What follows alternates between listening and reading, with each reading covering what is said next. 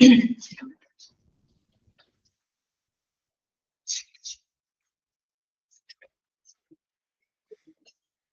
morning. Good morning, ma'am. Okay.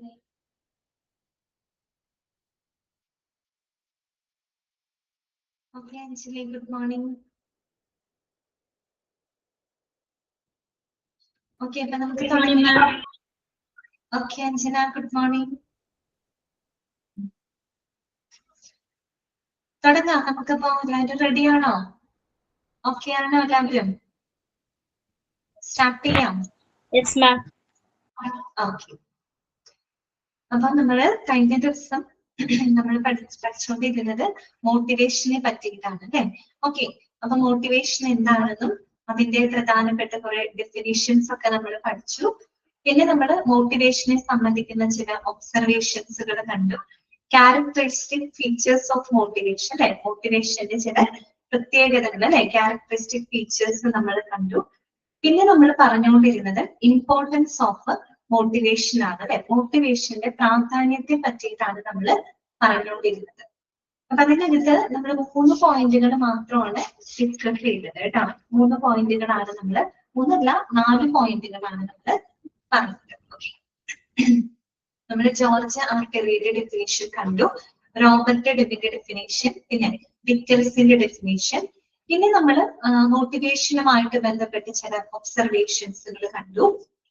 പിന്നെ characteristic features of motivation അല്ലെ? മോട്ടിവേഷന്റെ പ്രധാനപ്പെട്ട സവിശേഷതകൾ എന്തൊക്കെയാണ്? ദെൻ ഇമ്പോർട്ടൻസ് ഓഫ് മോട്ടിവേഷൻ, മോട്ടിവേഷന്റെ പ്രാധാന്യം എന്താണ്? ഒരു കാര്യം നമുക്കറിയാം, അതായത് മോട്ടിവേഷൻ എന്നൊരു ഹൈ ഡിഗ്രി ഓഫ് മോട്ടിവേഷൻ എന്ന് പറയുന്നത് that leads to higher degree of morality അല്ലെ? എന്ന് പറഞ്ഞാല് നമ്മൾ എത്രത്തോളം ഒരു വ്യക്തിയെ മോട്ടിവേറ്റ് ചെയ്യുന്നോ അത്രത്തോളം ആ ഒരു വ്യക്തിയുടെ മനോവീര്യം വർദ്ധിക്കും അല്ലെ? ഇത് അവരുടെ മനോവീര്യം വർദ്ധിക്കും, അവരുടെ കോൺഫിഡൻസ് വർദ്ധിക്കും തോറും അവർ കുറേ കൂടെ എന്തായി മാറും? എഫിഷ്യന്റ് ആയിട്ട് മാറും അല്ലെ? എത്രത്തോളം അവർ എഫിഷ്യന്റ് ആവുന്നോ അത്രത്തോളം അവര് പ്രൊഡക്ടിവിറ്റി അവരുടെ കൂടും അല്ലെ? അവർ കൂടുതൽ പ്രൊഡക്റ്റീവ് ആവും. അവരെത്രത്തോളം പ്രൊഡക്റ്റീവ് ആവുന്നോ അതിനനുസരിച്ച് ഓർഗനൈസേഷന്റെ സക്സസും ഉണ്ടാവും അല്ലെ? ഇങ്ങനെയാണ് പോകുന്നത്. നമ്മൾ ഓർഗനൈസേഷണൽ ബിഹേവിയറുമായിട്ട് ബന്ധപ്പെടുത്തിയിട്ടാണ് നമ്മൾ അത് പഠിക്കുന്നത്. അപ്പൊ ഇതില് 3 പോയിന്റുകളാണ് നമ്മൾ പറഞ്ഞത്. Highly motivated employees make optimum use of available resources four achieving objectives അല്ലെ? വളരെ മോട്ടിവേറ്റഡ് ആയിട്ടുള്ള എംപ്ലോയീസ് എന്ന് പറയുമ്പോൾ അവർക്ക് ലഭ്യമായിട്ടുള്ള എല്ലാ റിസോഴ്സസുകളും അവര് ഏറ്റവും നല്ല രീതിയിൽ അവര് ഉപയോഗപ്പെടുത്തും അല്ലെ? പിന്നെന്താണ്? Motivation is directly related to the level of efficiency. ഒരു മോട്ടിവേഷൻ എന്ന് പറഞ്ഞാല് ഒരു വ്യക്തിയുടെ എഫിഷ്യൻസിയുമായിട്ട് നേരിട്ട് ബന്ധപ്പെട്ടിരിക്കുന്നു അല്ലെ? നമുക്കറിയാം അല്ലെ? എത്രത്തോളം മോട്ടിവേറ്റഡ് ആവുന്നോ അവർ അത്രത്തോളം എഫിഷ്യന്റ് ആയിട്ട് മാറുന്നുണ്ട്. പിന്നെ നമ്മൾ പറഞ്ഞത് highly motivated employees make full use of their energy and other abilities to raise the existing level of efficiency. അവരുടെ നിലവിലുള്ള ആ ഒരു എഫിഷ്യൻസി, നിലവിലുള്ള അവരുടെ കാര്യക്ഷമത വർദ്ധിപ്പിക്കുന്നതിന് വേണ്ടിയിട്ടുള്ള എല്ലാ ഊർജവും അവരുടെ ഉള്ളിലുള്ള ആ ഊർജത്തിനെ ഉത്തേജിപ്പിക്കാനായിട്ട് എന്ത് സഹായിക്കുന്നുണ്ട്? മോട്ടിവേഷൻ സഹായിക്കുന്നുണ്ട്. 4ാമത് പറഞ്ഞ പോയിന്റ് ഇതാണ്. Highly motivated would make a goal-directed efforts. They are more committed and cooperative for achieving organizational objectives. അല്ലെ? അതായത് ഹൈലി മോട്ടിവേറ്റഡ് ആയിട്ടുള്ള എംപ്ലോയീസ് എന്ന് പറയുന്നത് അവര് വളരെ എന്താണ് ഒരു ലക്ഷ്യബോധത്തോടു കൂടി മുന്നോട്ട് പോകുന്ന ആളുകളാണ് അല്ലെ? ഗോൾ ഡയറക്റ്റഡ് എഫേർട്സ് ആണ്. അവർ ആ ഒരു ലക്ഷ്യത്തിനെ മുൻനിർത്തിക്കൊണ്ട് മാക്സിമം എഫർട്ടുകൾ അവർ എടുക്കും അല്ലെ? അത് മാത്രമല്ല ആ ഒരു ഓർഗനൈസേഷന്റെ ലക്ഷ്യങ്ങള് നേടിയെടുക്കുന്നതിന് വേണ്ടിയിട്ട് അവർ അത്രയധികം കമ്മിറ്റഡ് ആയിട്ട് കോപ്പറേറ്റീവ് ആയിട്ടായിരിക്കും അവര് പ്രവർത്തിക്കുന്നുണ്ടായിരിക്കും. ഇത്രയാണ് നമ്മൾ ഇന്നലെ ഡിസ്കസ് ചെയ്ത പോയിന്റുകൾ. ഇവിടെ വരെ ഓക്കെ ആണോ? നിങ്ങൾക്ക് ക്ലിയർ ആണോ? ഇത്രയും പോയിന്റ്സുകൾ ഓക്കെ ആണോ നിങ്ങൾക്ക്? ഓക്കെ ആണ്. അപ്പൊ ബാക്കിയുള്ള ഭാഗങ്ങൾ നമുക്ക് നോക്കാം. ഞാൻ ഓൾറെഡി കൊടുക്കാണ്.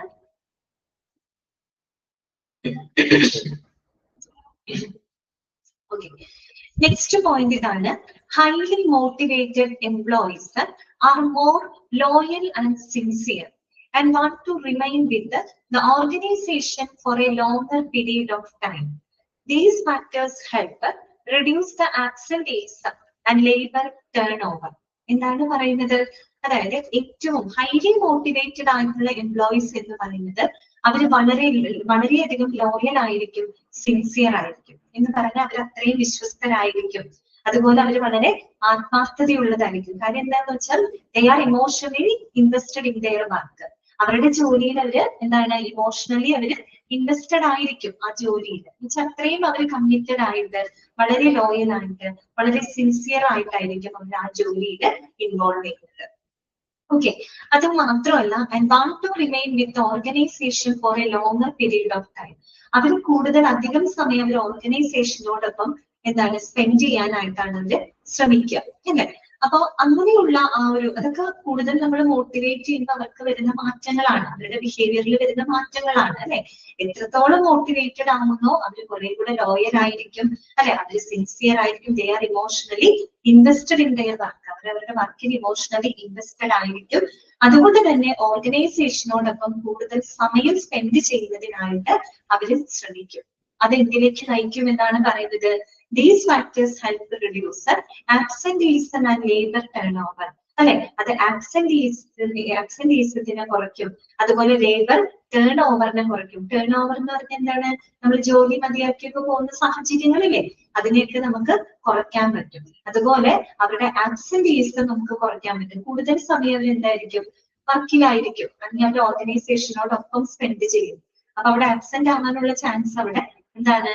കുറവാണ്, അല്ലെ? അപ്പൊ എന്ത് ചെയ്യുന്നു? ഈ പറയുന്ന factors reduce absenteeism and labor turnover. നിങ്ങൾ അവിടെ മനസ്സിലാക്കേണ്ടത് മോട്ടിവേഷൻ എത്രത്തോളം പ്രാധാന്യമുണ്ട് എന്നാണ് നിങ്ങൾ അവിടെ മനസ്സിലാക്കേണ്ടത് കേട്ടോ. ഓക്കെ, അടുത്ത പോയിന്റ് ഇതാണ്. Motivation is considered S A backbone of good industrial relations. അതായത് ഒരു നല്ല ഇൻഡസ്ട്രിയൽ റിലേഷൻസിന്റെ ഒരു ബാക്ക്ബോൺ ആയിട്ട് പ്രവർത്തിക്കുന്നത് മോട്ടിവേഷൻ ആണ്. അതായത് നമുക്കൊരു മോട്ടിവേഷനിലൂടെ നല്ല ഇൻഡസ്ട്രിയൽ റിലേഷൻസ് നമുക്ക് മെയിൻറ്റെയിൻ ചെയ്യാനായിട്ട് സാധിക്കും, അല്ലെ? നമുക്കറിയാം നമ്മുടെ ഈ പറയുന്ന നല്ല ഇൻഡസ്ട്രി എന്ന് വെച്ച് കഴിഞ്ഞാൽ നല്ല ഒരു ഹൈലി മോട്ടിവേറ്റഡ് ആയിട്ടുള്ള എംപ്ലോയീസ് ആണെങ്കിൽ അവർ നല്ല കസ്റ്റമർ സർവീസ് കൊടുക്കും, അല്ലെ? നല്ല കസ്റ്റമർ സർവീസ് കൊടുക്കും. അപ്പൊ കസ്റ്റമേഴ്സ്, ദാറ്റ് മീൻസ് ക്ലയൻസ് ആയിട്ട് അവർക്ക് നല്ലൊരു റിലേഷൻ ഉണ്ടായിരിക്കും. നമ്മുടെ മാനേജ്മെന്റ് ആയിട്ട് നല്ലൊരു റിലേഷൻ ഉണ്ടായിരിക്കും. ഓർഗനൈസേഷന്റെ സ്റ്റേക്ക് ഹോൾഡേഴ്സ് മീൻസ് അവരുടെ പാർട്ട്നേഴ്സുമായിട്ട് നല്ലൊരു റിലേഷൻഷിപ്പ് ഒക്കെ ഉണ്ടായിരിക്കും.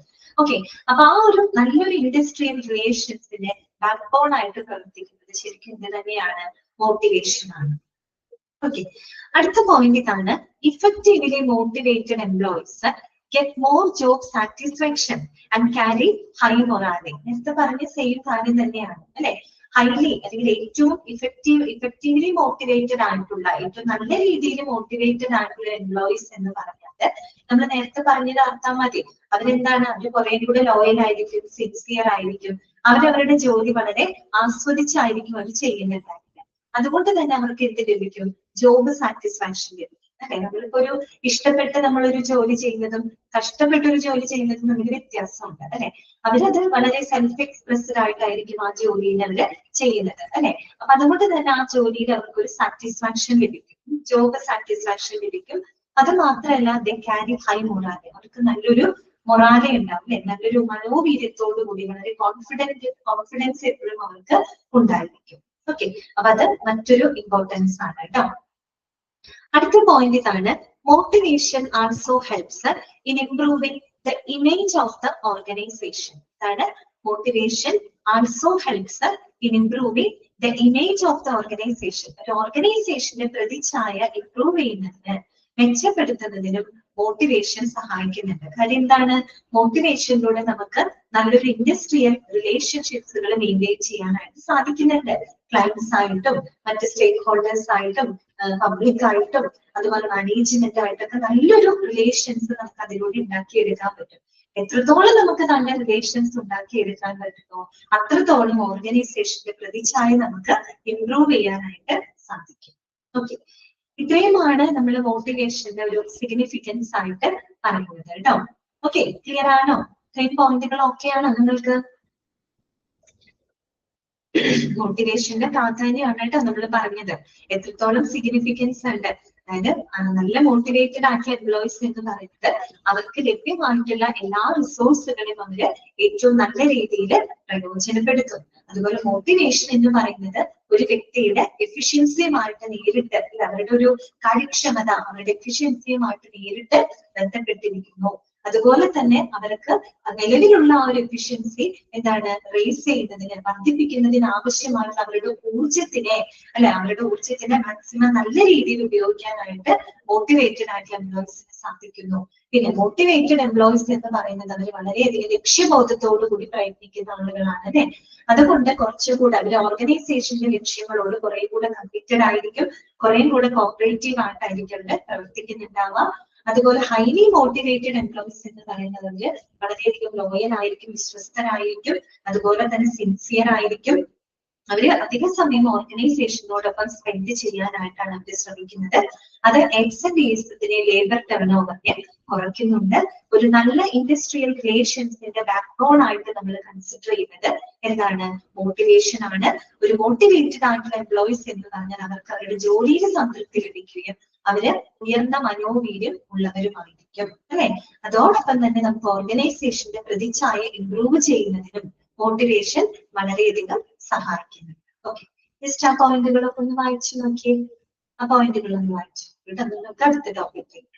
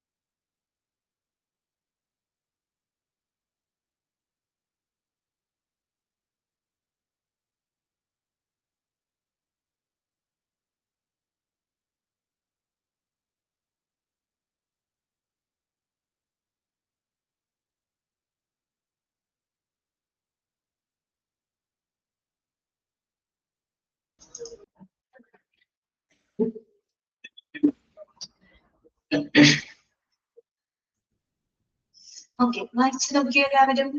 ക്ലിയർ അല്ലേ അത്രയും പോയിന്റ്സുകള്? ഓക്കെ, നെക്സ്റ്റ് നമുക്ക് നോക്കാനായിട്ടുള്ളത് അടുത്ത നോക്കാം. The motivation framework serves as an effective foundation for comprehending how individuals select particular behaviors. എന്താണ് പറയുന്നത്? The motivation framework serves as an effective foundation, okay, for comprehending how individuals select particular behaviors. അതായത് നമ്മൾ ഈ പറയുന്ന മോട്ടിവേഷനെ കുറിച്ച് understanding motivation, നമ്മൾ motivation എന്താണെന്ന് മനസ്സിലാക്കുന്നതിലൂടെ നമുക്ക് ഓരോ വ്യക്തികളും ചില പ്രത്യേക പെരുമാറ്റ രീതികൾ എങ്ങനെയാണ് സെലക്ട് ചെയ്യുന്നതെന്ന് നമുക്ക് മനസ്സിലാക്കാനായിട്ട് സാധിക്കും. ആ പറഞ്ഞ സെന്റൻസിന് വളരെയധികം ഒരു ഇമ്പോർട്ടൻസ് ഉണ്ട് കേട്ടോ, നിങ്ങളൊന്ന് ശ്രദ്ധിക്കാം. സൈക്കോളജിക്കലി ആയിട്ട് കണക്റ്റഡ് ആയിട്ടുള്ള ഒരു കാര്യമാണ് പറയുന്നത്.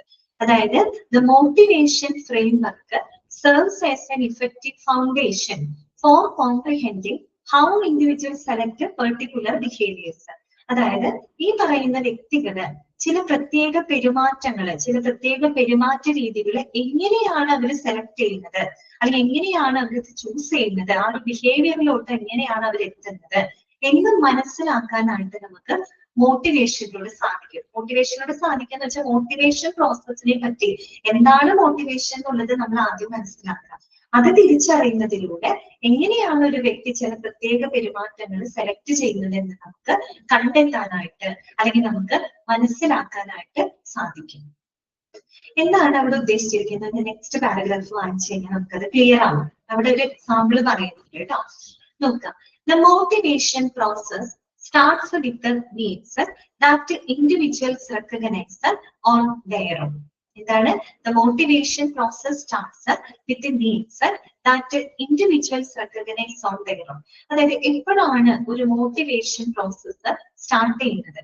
എപ്പോഴാണ് സ്റ്റാർട്ട് ചെയ്യുന്നത്? ഒരു വ്യക്തി അവരുടെ എന്താണ് നീഡ്സുകള് അല്ലെ, അവരുടെ ആവശ്യങ്ങള് അല്ലെങ്കിൽ അവരുടെ ആഗ്രഹങ്ങൾ എന്താണ്, അവരുടെ ഡിസയർ എന്താണോ അത് തിരിച്ചറിയുന്നിടത്താണ് നമ്മൾ ഈ പറയുന്ന മോട്ടിവേഷൻ പ്രോസസ്സ് സ്റ്റാർട്ട് ചെയ്യുന്നത്. അതാണ് ഒരു മോട്ടിവേഷൻ പ്രോസസ്സ് സ്റ്റാർട്ട് ചെയ്യുന്നത് എപ്പോഴാണ്? ഇൻഡിവിജ്വൽസ് എപ്പോഴാണ് അവരുടെ എന്താണ് നീഡ്സുകൾ തിരിച്ചറിയുന്നത്, റെക്കഗ്നൈസ് ചെയ്യുന്നത്, അവിടെയാണ് ഈ പറയുന്ന മോട്ടിവേഷൻ പ്രോസസ്സ് സ്റ്റാർട്ട് ചെയ്യുന്നത്.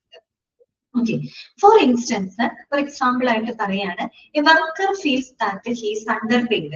നല്ല പറഞ്ഞൊരു എക്സാമ്പിൾ ആണ്. ഒരു വർക്കറിന്, ജോലിക്കാരൻ, ഒരു എംപ്ലോയിക്ക് തോന്നാണ് അയാൾക്ക് അണ്ടർപെയ്ഡ് ആണെന്ന് തോന്നാണ്, ചിലക്ക് വേണ്ടത്ര ഒരു സാലറി ലഭിക്കുന്നില്ല, അണ്ടർപെയ്ഡ് ആണെന്ന് അയാൾക്ക് ഒരു ഫീലിങ്സ് ഉണ്ടാവാണ്, അയാൾക്ക് തോന്നാന്ന് വിചാരിക്കാം. This deficiency becomes a need that the worker seeks to satisfy, perhaps by asking for a raise, by working harder to earn a raise, or by seeking a new job. അപ്പോ അയാൾക്ക് അയാളുടെ ഒരു ആവശ്യമാണ് എന്ത്? അയാൾക്ക് ആ ഒരു സാലറി കൂട്ടി ലഭിക്കണം എന്നുള്ളത് അയാളുടെ ഒരു നീഡാണ്, അല്ലെങ്കിൽ അയാളുടെ ഒരു ആവശ്യമാണ്. ആ ആവശ്യമാണ് അയാൾ എന്ത് ചെയ്യുന്നത്? മോട്ടിവേറ്റ് ചെയ്യുന്നത്. ഓക്കെ, ആ ഒരു അയാളുടെ ആ ഒരു ആവശ്യമാണ് അയാൾ എന്ത് ചെയ്യുന്നത്? മോട്ടിവേറ്റ് ചെയ്യുന്നത്. ഓക്കെ, അപ്പോ ആ ആവശ്യം എന്തായിട്ട് മാറുന്നു? അയാളുടെ ഒരു ആഗ്രഹമായിട്ട് മാറുന്നു, ഡിസയർ ആയിട്ട് മാറാണ്. അപ്പോ അയാളുടെ മുൻപിൽ നിരവധി ഓപ്ഷൻസുകൾ ഉണ്ട്. ഒന്നുകിൽ അയാൾക്ക് എന്ത് ചെയ്യാം? മാനേജ്മെന്റിനോട് നേരിട്ട് പോയി അയാൾക്ക് സംസാരിക്കാം, അതൊരു ഓപ്ഷനാണ്. അതല്ലെങ്കിൽ അയാൾക്ക് എന്ത് ചെയ്യാം? Working harder to earn a raise, അല്ലെ, കുറച്ചും കൂടെ എന്താണ് അവർക്ക് ആ ഒരു ശമ്പളം കൂട്ടി കിട്ടാൻ വേണ്ടിയിട്ട് കുറെ കൂടെ അയാൾക്ക് ഹാർഡ് വർക്ക് ചെയ്യാം. അതുമല്ലെങ്കിൽ എന്താണ്? Or by seeking a new job, പുതിയൊരു ജോലി എടുക്കുമെങ്കിൽ അന്വേഷിക്കാം. അങ്ങനെ 3 ആൾട്ടർനേറ്റീവ്സ് ആണ് അയാളുടെ മുമ്പിലുള്ളത്. ഒന്നെങ്കിൽ എന്ത് ചെയ്യാം? മാനേജ്മെന്റിനോട് നേരിട്ട് പോയി സംസാരിക്കാം. ഓക്കെ, അതല്ലാന്നുണ്ടെങ്കിൽ അയാൾക്ക് എന്ത് ചെയ്യാം? കുറച്ചും കൂടെ ഹാർഡ് വർക്ക് ചെയ്യുകയാണെങ്കിൽ ചിലപ്പോൾ ശമ്പളം കൂട്ടി ലഭിച്ചാലോ എന്നിട്ട് അയാൾക്ക് ഹാർഡ് വർക്കിംഗ് എന്ന് പറയുന്ന ആ ഒരു ഓപ്ഷൻ വേണമെങ്കിൽ ചൂസ് ചെയ്യാം. അതുമല്ലെങ്കിൽ അയാൾക്ക് ഒരു പക്ഷെ എന്ത് ചെയ്യാം?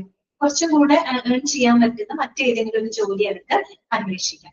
ഇങ്ങനെ 3 ഓപ്ഷൻസുകളാണ് അവിടെ ഉള്ളത്.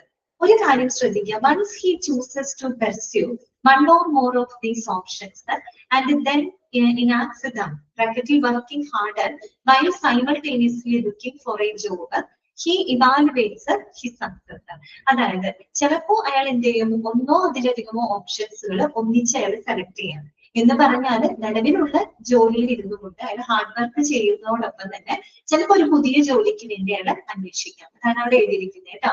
Working harder while simultaneously looking for A job. അതാണ് ഇപ്പൊ 3 ഓപ്ഷൻസ് ഉണ്ട്. ഒന്നുകിൽ അയാൾക്ക് ഏതെങ്കിലും ഒരു ഓപ്ഷൻ സെലക്ട് ചെയ്യാം, ചിലപ്പോൾ അയാൾ എന്ത് ചെയ്യും?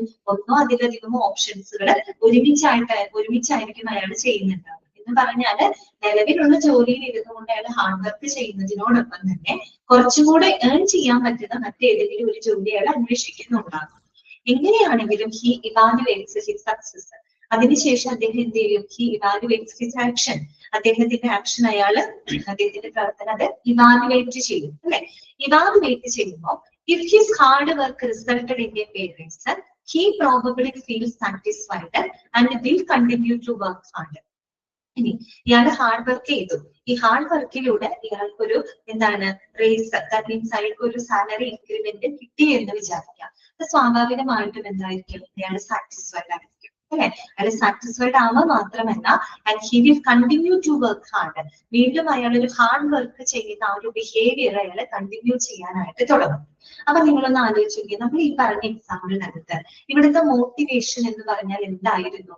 അയാൾ അണ്ടർപെയ്ഡ് ആയിരുന്നു, അല്ലെ? അയാൾക്ക് വരുമാനം കുറവായിരുന്നു, വരുമാനം കൂട്ടി കിട്ടണം എന്നുള്ളതായിരുന്നു അയാളുടെ നീഡ്, അല്ലെങ്കിൽ അയാളുടെ ഡിസയർ. ആ ഒരു ഡിസയർ ആണ് അയാളെ മോട്ടിവേറ്റ് ചെയ്തത്, അല്ലെ? ആ ഒരു ഡിസയർ ആണ് അയാളെ മോട്ടിവേറ്റ് ചെയ്തത്. ആ ഒരു മോട്ടിവേഷനിലൂടെയാണ് അയാൾ ഹാർഡ് വർക്കിംഗ് എന്ന് പറയുന്ന ആ ഒരു പെരുമാറ്റത്തിലോട്ട് എത്തിയത്. അയാൾ ഹാർഡ് വർക്ക് ചെയ്തപ്പോൾ അയാൾക്ക് എന്ത് കിട്ടി? സാലറി ഇൻക്രിമെന്റ് കിട്ടി, പൈസ കൂടുതൽ അയാൾക്ക് ലഭിച്ചു. സ്വാഭാവികമായിട്ട് അയാൾ ഹാർഡ് വർക്കിംഗ് എന്ന് പറയുന്ന ഒരു ബിഹേവിയർ അയാൾ എന്ത് ചെയ്യാണ്? ചൂസ് ചെയ്യാണ്. അപ്പൊ ആലോചിക്കാം, അയാളുടെ ആ ഒരു നീഡ് ഫോർ എന്താണ് പറയാ പ്രൊമോഷൻ, നീഡ് ഫോർ എന്താണ് സാലറി ഇൻക്രിമെന്റ്, അതാണ് അവർക്ക് ഡിസയർ. ദാറ്റ് ഡിസയർ ആണ്, ദാറ്റ് ഡ്രൈവ്, അതാണ് അയാളുടെ മോട്ടിവേഷൻ. ആ മോട്ടിവേറ്റ് ആണ് അയാളെ ഇതിന് ഡ്രൈവ് ചെയ്തത്. ഹാർഡ് വർക്കിംഗ് എന്ന് പറയുന്ന ബിഹേവിയറിലൂടെ അയാളെ നയിച്ചത് അല്ലെ. അപ്പൊ ഇനി നിങ്ങൾ ആലോചിച്ച് നോക്കിയേ, ആ പറയുന്ന സെന്റൻസ് അതാണ്.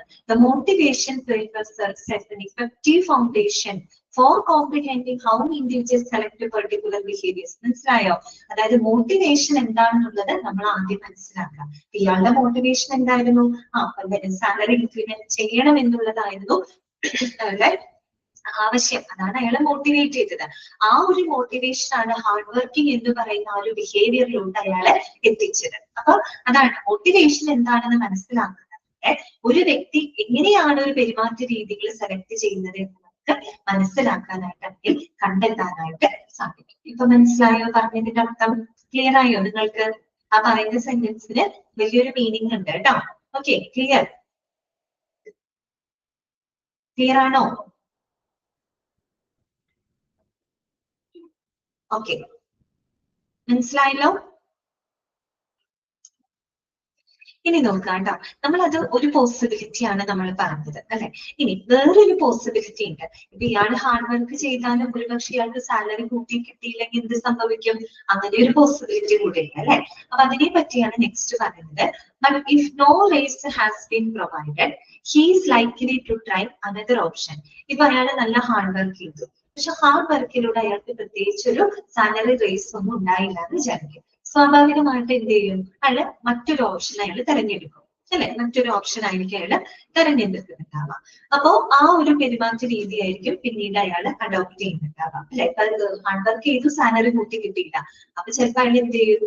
പുതിയൊരു ജോലി തേടാനായിരിക്കും പിന്നെ അയാൾ നോക്കുക. അയാളുടെ പെരുമാറ്റം, അയാളുടെ ഒരു ബിഹേവിയർ ആ ഒരു ലെവലിലോട്ട് മാറും. അപ്പൊ ഓരോ നീഡിനനുസരിച്ചിട്ടാണ് അവർ ഓരോ ബിഹേവിയർ ചൂസ് ചെയ്യുന്നത്. Okay, അപ്പൊ നോക്കുക, since people have many different needs, the satisfaction of one need or set of needs is likely to give rise to the identification of other needs. Thus, the cycle of motivation is being constantly repeated. നമുക്കറിയാം, ഒരു human being എന്ന് പറയുമ്പോൾ അവർക്ക് ഒരുപാട് ആവശ്യങ്ങളുണ്ട്. അപ്പൊ നമുക്ക് തന്നെ എടുത്താൽ നമുക്ക് ഒരു ആവശ്യം, ഒരുപാട് ആവശ്യം അല്ലെങ്കിൽ ഒരുപാട് ആഗ്രഹങ്ങൾ നമുക്കുണ്ട്. നമ്മുടെ ഒരു നീഡ് സാറ്റിസ്ഫൈ ചെയ്യുമ്പോൾ സ്വാഭാവികമായിട്ട് നമ്മൾ എന്ത് ചെയ്യും? അടുത്ത നീഡിലോട്ട് കടക്കും. പിന്നെ നമ്മൾ അത് സാറ്റിസ്ഫൈ ചെയ്യാനുള്ളൊരു ശ്രമത്തിലായിരിക്കും. അത് സാറ്റിസ്ഫൈ ചെയ്ത് കഴിഞ്ഞാൽ നമുക്ക് മറ്റൊരു നീഡ്സിലേക്ക് നമ്മൾ കടന്നു. എന്ന് പറഞ്ഞാല് ഒരു മനുഷ്യനെ സംബന്ധിച്ച് അവർക്ക് ഒരുപാട് ആഗ്രഹങ്ങൾ, ഒരുപാട് ആവശ്യങ്ങളുണ്ട്. നമ്മൾ ഒരു നീഡ് സാറ്റിസ്ഫൈ ചെയ്തതിന് ശേഷം മാത്രമേ മറ്റൊരു നീഡിലേക്ക് നമ്മൾ പോകും. ഈ ഒരു സൈക്കിള്, ഈ ഒരു മോട്ടിവേഷൻ പ്രോസസ് എന്ന് പറയുന്നത് അതെന്ത് ചെയ്തുകൊണ്ടിരിക്കും? കണ്ടിന്യൂ ചെയ്തുകൊണ്ടിരിക്കും. ആ ഒരു സൈക്കിൾ ഓഫ് മോട്ടിവേഷൻ എന്ന് പറയുന്നത് that is being constantly repeated. അതിങ്ങനെ തുടർച്ചയായിട്ട് നടന്നുകൊണ്ടിരിക്കും. ആദ്യം ഒരു നീഡ് വരും, നമ്മൾ അത് സാറ്റിസ്ഫൈ ചെയ്യുന്നു. അത് കഴിഞ്ഞ് നമ്മൾ നെക്സ്റ്റ് നീഡിലോട്ട് പോകും, then അത് സാറ്റിസ്ഫൈ ചെയ്യുന്നു. അതിനുശേഷം അടുത്ത നീഡിലേക്ക് പോകുന്നു. അങ്ങനെ ആ ഒരു സൈക്കിൾ ഓഫ് മോട്ടിവേഷൻ എന്ന് പറയുന്നത് റിപ്പീറ്റ് ചെയ്തുകൊണ്ടേ ഇരിക്കും. ഓക്കെ, അപ്പൊ നോക്കാം, comprehending human motivation is essential for managing the individuals കേട്ടോ. അപ്പൊ നമുക്ക് പ്രത്യേകിച്ച് ഒരു ഓർഗനൈസേഷനില് നമുക്കൊരു ഇൻഡിവിജ്വൽസിനെ മാനേജ് ചെയ്യണമെങ്കിൽ ഹ്യൂമൻ മോട്ടിവേഷനെ സംബന്ധിച്ച് നമ്മൾ കൃത്യമായിട്ട് മനസ്സിലാക്കണം. ഒരു ഹ്യൂമൻ മോട്ടിവേഷൻ എന്താണെന്ന് മനസ്സിലാക്കുന്നതിലൂടെ മാത്രമേ നമുക്ക് എന്ത് ചെയ്യാൻ പറ്റുള്ളൂ? ഇൻഡിവിജ്വൽസിനെ മാനേജ് ചെയ്യാനായിട്ട് സാധിക്കുള്ളൂ. Okay, many people have done extensive research to find out what makes people work and how to motivate them. അല്ലെ, ഇപ്പൊ നമുക്കറിയാം, അതായത് ഓരോ ആളുകള് എങ്ങനെയാണ് ഒരു ജോലി അവർ ചെയ്യുന്നത്, അല്ലെങ്കിൽ എങ്ങനെ നമുക്ക് അവരെ മോട്ടിവേറ്റ് ചെയ്യാം, ഹൗ ടു മോട്ടിവേറ്റ് them, എങ്ങനെ നമുക്ക് ആളുകളെ എന്താണ് മോട്ടിവേറ്റ് ചെയ്യാം, ഇങ്ങനെയുള്ള കാര്യങ്ങളൊക്കെ കണ്ടെത്താനായിട്ട് ധാരാളം ഗവേഷണങ്ങൾ നടന്നിട്ടുണ്ട്. അപ്പോ this includes managers, social scientist, behaviourist and psychologist, and several theories have been formulated, even though there is no university accepted motivation theory. Understanding these theories assists managers to get a better insight into the human behavior. അതായത് നമ്മൾ പറഞ്ഞല്ലോ, ഇതിന്റെ പുറമെ ഒരുപാട് ഗവേഷണങ്ങളും മറ്റൊക്കെ നടന്നിട്ടുണ്ട്. ഈ ഗവേഷണങ്ങളിനകത്ത് മാനേജർമാര്, സോഷ്യൽ സയന്റിസ്റ്റുകള്, ബിഹേവിയറിസ്റ്റുകള്, സൈക്കോളജിസ്റ്റുകള്, ഇവരെല്ലാവരും ഈ ഗവേഷണത്തിന്റെ ഭാഗമായിട്ടുണ്ട്. അപ്പൊ അതിന്റെയൊക്കെ ബേസിൽ ധാരാളം എന്താണ് തിയറികളും ഫോർമുലേറ്റ് ചെയ്യപ്പെട്ടിട്ടുണ്ട്. പക്ഷെ നമുക്കൊരു യൂണിവേഴ്സിറ്റി ആക്സെപ്റ്റഡ് ആയിട്ടുള്ള തിയറി ഒന്നും വന്നിട്ടില്ലെങ്കിൽ കൂടിയും നമ്മൾ ഈ നീഡ്സുമായിട്ടൊക്കെ ബന്ധപ്പെട്ട് അല്ലെങ്കിൽ മോട്ടിവേഷനുമായിട്ടൊക്കെ ബന്ധപ്പെട്ട് ധാരാളം തിയറികൾ വന്നിട്ടുണ്ട്. പക്ഷെ നമുക്കൊരു ആക്സെപ്റ്റഡ് ആയിട്ടുള്ള തിയറി ഇപ്പോഴും വന്നിട്ടില്ല.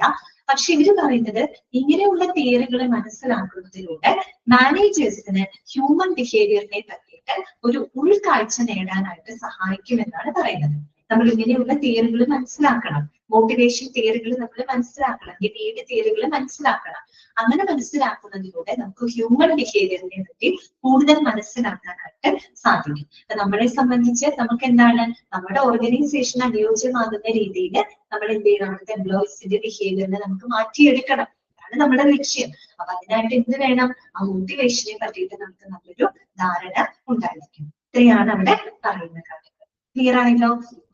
എപ്പോഴും ഓർക്കാം, മോട്ടിവേഷൻ എന്താണെന്നുള്ള അണ്ടർസ്റ്റാൻഡിങ് മോട്ടിവേഷൻ മനസ്സിലാക്കുന്നതിലൂടെ നമുക്ക് അറിയാൻ പറ്റും ഒരു വ്യക്തി എങ്ങനെയാണ് ചില പ്രത്യേക പെരുമാറ്റങ്ങൾ അവർ സെലക്ട് ചെയ്യുന്നത് എന്ന് നമുക്ക് അതിലൂടെ കണ്ടെത്താനായിട്ട് സാധിക്കും. ഓക്കെ, അതുപോലെ തന്നെ എപ്പോഴാണ് ഒരു മോട്ടിവേഷൻ പ്രോസസ്സ് സ്റ്റാർട്ട് ചെയ്യുന്നത്, ഒരു വ്യക്തി തന്റെ ആവശ്യങ്ങൾ അല്ലെങ്കിൽ ആഗ്രഹങ്ങൾ തിരിച്ചറിയുന്നിടത്താണ് ആ ഒരു മോട്ടിവേഷൻ പ്രോസസ്സ് സ്റ്റാർട്ട് ചെയ്യുന്നത്. ആ ഒരു നീഡ് അല്ലെങ്കിൽ ആ ഒരു ഡിസയർ ആണ് അവരെ മോട്ടിവേറ്റ് ചെയ്യുന്നത്. ആ ഒരു മോട്ടിവേഷനിലൂടെയാണ് അവരൊരു പ്രത്യേക എന്താണ് ബിഹേവിയർ അവര് എന്ത് ചെയ്യുന്നത്, സെലക്ട് ചെയ്യുന്നത്. അതിന്റെ ഒരു എക്സാമ്പിൾ അടക്കം നമ്മൾ പറഞ്ഞതാണ്. ഓക്കെ, അതോടൊപ്പം തന്നെ നമുക്കറിയാം നമ്മൾ ഒരു മനുഷ്യരെ സംബന്ധിച്ചവർക്ക് ഒരുപാട് ആവശ്യങ്ങളുണ്ട്, ഒരുപാട് ആഗ്രഹങ്ങളുണ്ട്. അപ്പൊ നമ്മൾ ഒരു നീഡ് സാറ്റിസ്ഫൈ ചെയ്ത് കഴിഞ്ഞാൽ നമ്മൾ അടുത്തൊരു നീഡിലേക്ക് നമ്മൾ കടക്കും. അല്ലെ? അങ്ങനെ ഈ ഒരു പ്രോസസ്സ് കണ്ടിന്യൂ ചെയ്തുകൊണ്ടിരിക്കും. ശരിക്കും പറഞ്ഞു കഴിഞ്ഞാല് ഈ ഒരു മോട്ടിവേഷൻ സൈക്കിൾ എന്ന് പറഞ്ഞാൽ ഒരു വ്യക്തിയുടെ ജീവിതകാലത്തിലുടനീളം കണ്ടിന്യൂ ചെയ്തുകൊണ്ടിരിക്കുന്ന ഒരു സൈക്കിളാണ്. ഓക്കെ, അതാണ് എന്ത് മോട്ടിവേഷൻ പ്രോസസ് എന്ന് പറയുന്നത്. അതുമായിട്ട് ബന്ധപ്പെട്ട തിയറികൾ മനസ്സിലാക്കുന്നതിലൂടെ മാനേജേഴ്സിന് എംപ്ലോയീസിന് ഈ പറയുന്ന ഹ്യൂമൻ ബിഹേവിയറിനെ പറ്റിയിട്ട് കൃത്യമായിട്ട് കണ്ടെത്താനായിട്ട് മനസ്സിലാക്കാനായിട്ട് സാധിക്കും. ക്ലിയർ? ഓക്കെ ആണോ? ഓക്കെ ആണോ? ജസ്റ്റ് ഒന്ന് വായിച്ചു നോക്കൂ, രണ്ട് പാരഗ്രാഫ് ഒന്ന് വായിച്ചു നോക്കി. ക്ലിയർ ആണോ എന്നുള്ളത് ഇത് മനസ്സിലാക്കി പോണോ കേട്ടോ. കാര്യം നമ്മൾ ഇനി തിയറി പറയാൻ പോവാണ്. അപ്പൊ തിയറി പറയുമ്പോൾ നമുക്ക് കൺഫ്യൂഷൻ വരരുത്. അതുകൊണ്ടാണ് നമ്മൾ ഇത്ര ഡീറ്റെയിൽ ആയിട്ട് പറയുന്നത് കേട്ടോ. ഓക്കെ, ഇത് ശരിക്കും പറഞ്ഞ പ്യുവർ സൈക്കോളജി ആണ് കേട്ടോ. സൈക്കോളജി ആയിട്ട് കണക്ട് ചെയ്തിട്ടാണ് അത് പറയുന്നത്. ഓക്കെ, വായിച്ചു നോക്കിക്കോളൂ.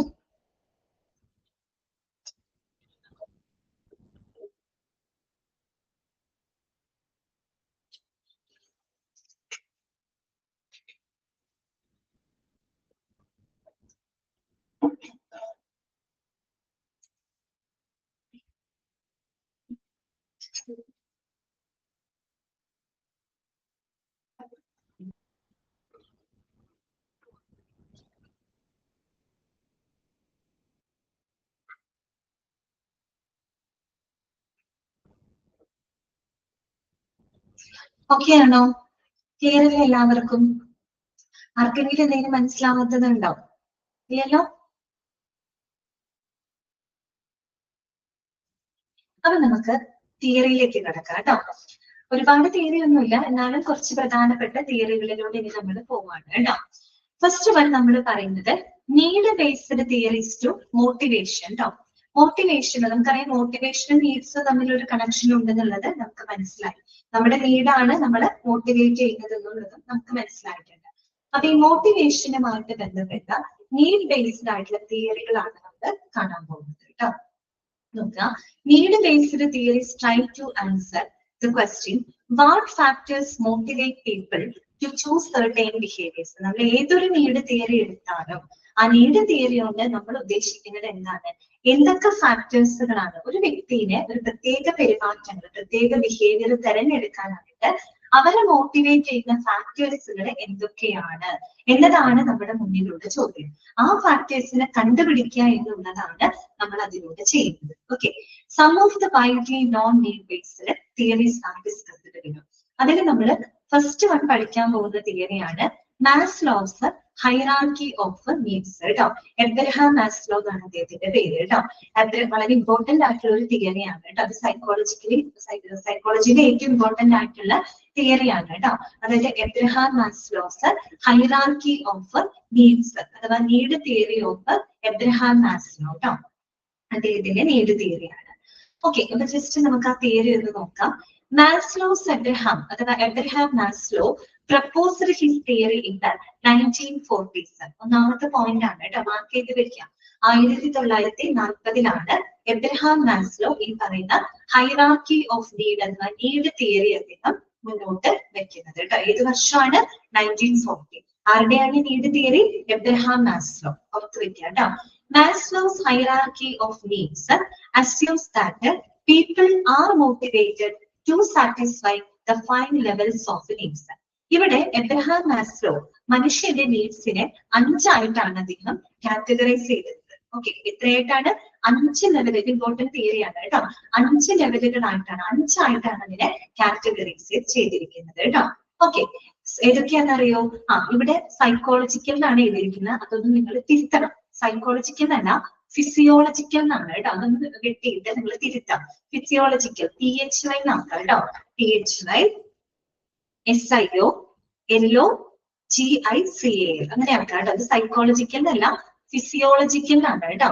ഫിസിയോളജിക്കൽ തിരുത്തണം കേട്ടോ. സൈക്കോളജിക്കൽ വെട്ടുക, എന്നിട്ട് ഫിസിയോളജിക്കൽ എന്നാക്കാം കേട്ടോ. PHYSIO ഫിസിയോളജിക്കൽ LOGICAL കേട്ടോ. അങ്ങനെ തിരുത്തണം കേട്ടോ.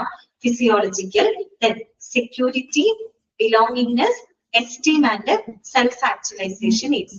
അപ്പൊ പ്രധാനമായിട്ടും 5 നീഡ്സുകളാണ് ഉള്ളത്. 5 നീഡുകൾ ഏതൊക്കെയാണ്? ഫസ്റ്റ് വൺ ഫിസിയോളജിക്കൽ നീഡ്സ് ആണ്. ഒന്നാമത്തെ എന്താണ്? Physiological needs. സെക്കൻഡ് വൺ എന്താണെന്ന് അറിയോ? സെക്യൂരിറ്റി നീഡ്സ് ആണ്. അതാണ് സെക്യൂരിറ്റി നീഡ്സ്. മൂന്നാമത്തത് ബിലോങ്ങിങ്നെസ് നീഡ്സ്. നാലാമത്തത് എസ്റ്റീം നീഡ്സ്. അഞ്ചാമത്തത് എന്താണ്? Self actualisation needs. ഇതെയോ 5 നീഡുകൾ മനസ്സിലായോ? ഇതൊരു ഹൈറാർക്കി ആയിട്ടാണ് നമ്മൾക്ക് പഠിക്കാനായിട്ടുള്ളത്. ഒരു കാര്യം ആദ്യമേ പറയാം.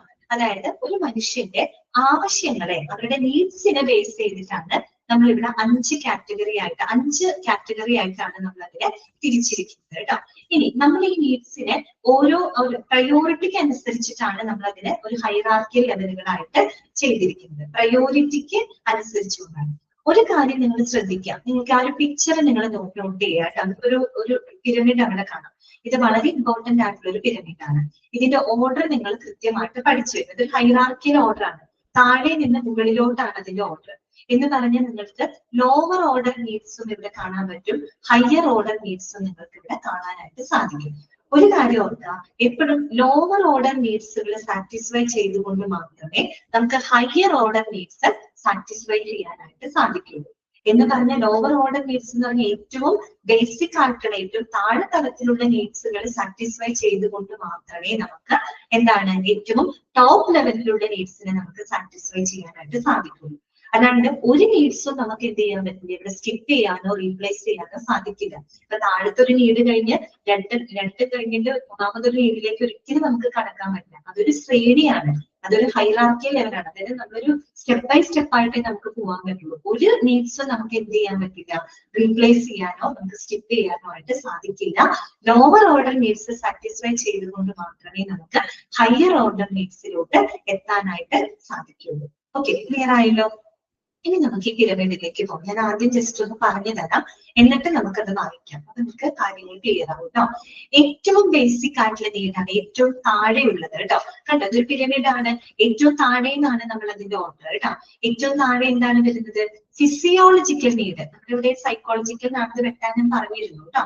ഓക്കെ, ഫിസിയോളജിക്കൽ നീഡ് എന്ന് പറഞ്ഞാൽ എന്താണ്? These are the basic needs ആണ്. ഒരു മനുഷ്യന്റെ ഏറ്റവും ബേസിക് നീഡാണ്, ഏറ്റവും അടിസ്ഥാനപരമായിട്ടുള്ള ആവശ്യമാണ് ഫിസിയോളജിക്കൽ നീഡ്സ് എന്ന് പറയുന്നത്. എന്തൊക്കെ വരും അതിനകത്ത്? ഫുഡ് വരും അല്ലെ, ഭക്ഷണം വേണം നമുക്ക്, വാട്ടർ വെള്ളം വേണം നമുക്ക്, അതുപോലെ നമുക്ക് എന്ത് വേണം? റെസ്റ്റ് വേണം അല്ലെ, സ്ലീപ്പ് വേണം. ഓക്കെ, അതുപോലെ തന്നെ നമുക്ക് ബ്രീത്തിങ് അല്ലെ, ഇതൊക്കെ നമ്മുടെ എന്താണ് ബേസിക് ആയിട്ടുള്ള നമ്മുടെ നീഡ്സ് ആണ് അല്ലെ. ഇതൊക്കെ എന്താണ് ഫിസിയോളജിക്കൽ നീഡ്സ് ആണ്, നമ്മുടെ ശാരീരികമായിട്ടുള്ള ആവശ്യങ്ങൾ. ഓക്കെ, ഇതൊക്കെയാണ്. അതിനകത്ത് എന്തൊക്കെ വരുന്നുണ്ട്? ഫുഡ് വരുന്നുണ്ട്, വാട്ടർ വരുന്നുണ്ട്, സ്ലീപ്പ് വരുന്നുണ്ട്, റെസ്റ്റ് വരുന്നുണ്ട്, ബ്രീത്തിങ് വരുന്നുണ്ട്. ഇതൊക്കെ ഒരു മനുഷ്യന് ഏറ്റവും, അതുപോലെ അവന്റെ ശാരീരികമായിട്ടുള്ള ആവശ്യങ്ങൾ. ഓക്കെ, ഇതെല്ലാം തന്നെ എന്താണ് ഒരു മനുഷ്യന്റെ ഏറ്റവും ബേസിക് ആയിട്ടുള്ള നീഡാണ്. ഇതിനെ നമ്മൾ ഫിസിയോളജിക്കൽ നീഡ്സ് എന്നാണ് പറയുന്നത്. ആ നീഡ്സ് സാറ്റിസ്ഫൈ ചെയ്ത് കഴിഞ്ഞാൽ നമുക്ക് അടുത്തൊരു നീഡ്സിലേക്ക് കടക്കാം. ഏതാണത്? സേഫ്റ്റി ആൻഡ് സെക്യൂരിറ്റി നീഡ്സ് ആണ്. ഇതാണ് safety and security needs. Safety and security needs എന്ന് പറയുന്നത് എന്താണ്? നമുക്കൊരു ഷെൽട്ടർ വേണം, നമുക്കൊരു സേഫ്റ്റി, നമുക്കൊരു സുരക്ഷിതത്വത്തിന് വേണ്ടിയിട്ടുള്ള ഒരു ആവശ്യമാണ് അല്ലെ. എന്ന് പറഞ്ഞാൽ നമുക്ക് എന്ത് വേണം? നമുക്കൊരു ഷെൽട്ടർ വേണം അല്ലെ, നമുക്കൊരു പാർപ്പിടം വേണം, വീട് വേണം, അതൊക്കെ എന്താ ഒരു ഷെൽട്ടർ വേണം, നമുക്ക് വസ്ത്രങ്ങൾ വേണം. ഇതൊക്കെ നമ്മുടെ സേഫ്റ്റിയുടെ അല്ലെങ്കിൽ നമ്മുടെ സെക്യൂരിറ്റിയുടെ ഭാഗങ്ങളാണ്. അതിന് വേണ്ടിയിട്ടുള്ള നീഡാണ് രണ്ടാമത്തെ ലെവലിൽ വരുന്നത്. ഓക്കെ, അത് കഴിഞ്ഞാൽ മൂന്നാമത് വരുന്നത് എന്താണ്? ലവ് ഓർ ബിലോങ്ങിങ് നീഡ്സ് ആണ് അല്ലെ. സ്നേഹത്തിന് വേണ്ടിയിട്ടുള്ള അല്ലെ, ലവ് ഓർ ബിലോങ്ങിങ് നീഡ്സ് എന്ന് പറഞ്ഞാൽ എന്താണ്? ഇന്റിമേഷൻ ഓഫ് എന്താണ്? ഒരു ഇന്റിമേഷൻ ഓഫ് റിലേഷൻഷിപ്സ്. നമുക്ക് റിലേഷൻഷിപ്സുകള്, ബന്ധങ്ങള്, അതുപോലെ തന്നെ അതന്നെ ഫസ്റ്റാണ് സോഷ്യൽ കണക്ഷൻസ്. അതന്നെ നമുക്ക് ഈ പറയുന്ന ഒരു ഫ്രണ്ട്ഷിപ്പ് അല്ലെ, കൊളീഗ്സുമായിട്ടുള്ള ബന്ധം, നമ്മുടെ സൗഹൃദങ്ങള് അല്ലെ, ഫ്രണ്ട്ഷിപ്പ്, അതുപോലെ സൊസൈറ്റിയുമായിട്ടുള്ള ഒരു കണക്ഷൻ, അതുപോലെ എന്താണ് നമ്മളുടെ റിലേഷൻഷിപ്പുകൾ മെയിൻറ്റെയിൻ ചെയ്യുന്നതിന് വേണ്ടിയിട്ടാണ്, അത് നേടുന്നതിന് വേണ്ടിയിട്ടുള്ള ആ ഒരു ബിലോങ്ങിങ്നെസ്സിന് വേണ്ടിയിട്ടുള്ള നീഡ്സ് ആണ് മൂന്നാമതായിട്ട് വരുന്നത് അല്ലെ. ലവ് ഓർ ബിലോങ്ങിങ്സ് നീഡാണ് കേട്ടോ. അത് കഴിഞ്ഞാൽ നെക്സ്റ്റ് നീഡ് എന്താണ്? എസ്റ്റീം നീഡ്സ് ആണ് അല്ലെ. എസ്റ്റീം നീഡ് എന്ന് പറഞ്ഞാൽ ശരിക്കും എന്താണ്? It is the feeling of accomplishment or recognitions അല്ലെ. നമുക്ക് എന്താണ് മറ്റുള്ളവർ, അതെ റെസ്പെക്ട്, അതെ റെസ്പെക്ട്, മറ്റുള്ളവരിൽ നിന്ന് നമുക്കൊരു ആദരവ് കിട്ടാനുള്ളൊരു അതെ ഒരു ഫീലിംഗ് ഓഫ് അക്കംപ്ലിഷ്മെന്റ്, അല്ലെങ്കിൽ മറ്റുള്ളവരിൽ നിന്ന് നമുക്കൊരു റെക്കഗ്നീഷൻ, അംഗീകാരം, ഒരു റെസ്പെക്ട് അത് ലഭിക്കുന്നതിനുള്ള ഒരു ആവശ്യമാണ് എസ്റ്റീം നീഡ്സ് എന്ന് പറയുന്നത്. ഇനി അതും സാറ്റിസ്ഫൈ ചെയ്ത് കഴിഞ്ഞാൽ ഏറ്റവും ടോപ്പ് ലെവൽ നീഡ് എന്ന് പറഞ്ഞാൽ എന്താണ്? സെൽഫ് ആക്ച്വലൈസേഷൻ നീഡാണ്. നമ്മൾ നമ്മുടെ ഹ്യൂമൻ ലൈഫായിട്ട് കണക്ട് ചെയ്യുക, സൈക്കോളജിക്കലി കണക്ട് ചെയ്യേണ്ട കാര്യങ്ങളാണ് കേട്ടോ. സെൽഫ് ആക്ച്വലൈസേഷൻ നീഡ് എന്ന് പറഞ്ഞാൽ എന്താണ് ശരിക്കും പറഞ്ഞു കഴിഞ്ഞാല്? That means achieving one's own potentials അല്ലെ. Achieve one's own potential including creative activities. ഒരു വ്യക്തിക്ക് തന്റേതായിട്ടുള്ള ആ ഒരു പൊട്ടൻഷ്യൽ എന്താണ് എന്ന് തിരിച്ചറിഞ്ഞ് അത് അച്ചീവ് ചെയ്യാനായിട്ടുള്ള ഒരു നീഡ്, അതാണ് സെൽഫ് ആക്ച്വലൈസേഷൻ നീഡ് എന്ന് പറയുന്നത്. എന്ന് വെച്ചാൽ നമ്മളിപ്പോ ഓരോ വ്യക്തികളെ എടുക്കുകയാണെങ്കിലും അവർക്ക് അവരുടേതായ ഒരു പൊട്ടൻഷ്യൽ ഉണ്ടായിരിക്കും.